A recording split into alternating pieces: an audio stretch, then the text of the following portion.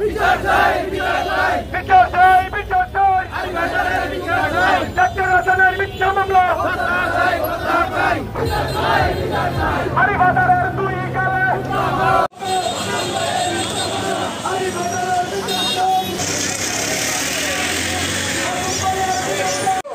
তদন্তের সপক্ষে কুমিল্লার প্রশাসনকারী সতত নিরুপদারা ডাক্তার আরিফ হায়দার, আমাদের ডেপ এসেছেন কুমিল্লার আবেদ হোসেন মন্টু সহ আরো অনেক নেতৃবৃন্দ, জেলা সচেতন নাগরিক কমিটির অন্যতম সদস্য হাসানের বিরুদ্ধে উদ্দেশ্যপ্রণীতভাবে আনা হোক।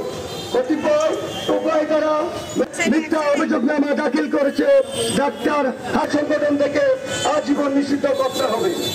চাঁদাবাদ 20 লক্ষ টাকার অভিযোগ দাখিল করেছে, আমরা দেখতে চেষ্টা করছে। আমি মনে করি প্রিপারেশন করা হচ্ছে। আমি আশা করি কুমিল্লার নেতৃবৃন্দ যারা আছেন, প্রশাসন যারা আছেন, তারা অতি বিলম্বে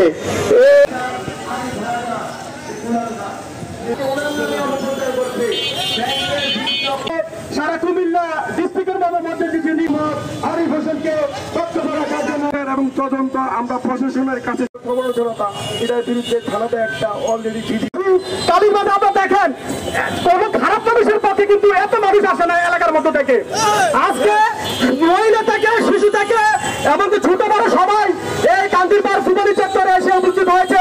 শুধু ওনার বিরুদ্ধে যে অভিযোগগুলো করা হয়েছে এগুলো সম্পূর্ণ মিথ্যা বানোয়াট।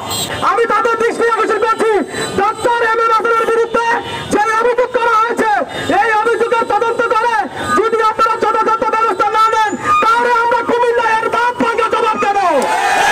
আমরা অনতিবিলম্বে ডাক্তার আরিফ হায়দারের গ্রেফতার চাই এবং তার বিচার চাই।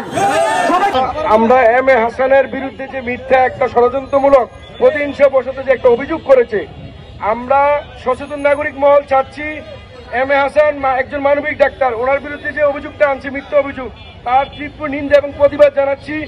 আজকে উনি তার বিরুদ্ধে অপপ্রচার চালাচ্ছেন, উনি দুর্নীতিবাজ। আসলে এ ধরনের কোনো প্রমাণ নাই। ওনার আরিফ হায়দারের 20 লক্ষ টাকার চেক পাওয়া গেছে, উনি দুর্নীতিবাজ। ওনার বিরুদ্ধে অ্যাকশনের জন্য আমি কুমিল্লাবাসীকে যা বলতে চাই যে প্রশাসনকে বলেন ওনাকে অ্যারেস্ট করে সঠিক তথ্য বাইর করার জন্য। কুমিল্লা মেডিকেল কলেজের অ্যাসোসিয়েট প্রফেসর, ওনাকে যেহেতু অসম্মান করা হয়েছে, ওনার সম্মান ফিরিয়ে দেওয়ার জন্য আর সুষ্ঠু বিচার এবং তদন্ত করার জন্য। আমাদের মেডিকেল কলেজে দুর্নীতি হচ্ছে, ওই দুর্নীতি সুষ্ঠুভাবে তদন্ত করে তদন্তবাজদের বিরুদ্ধে রুখে দাঁড়াতে হবে কুমিল্লাবাসী।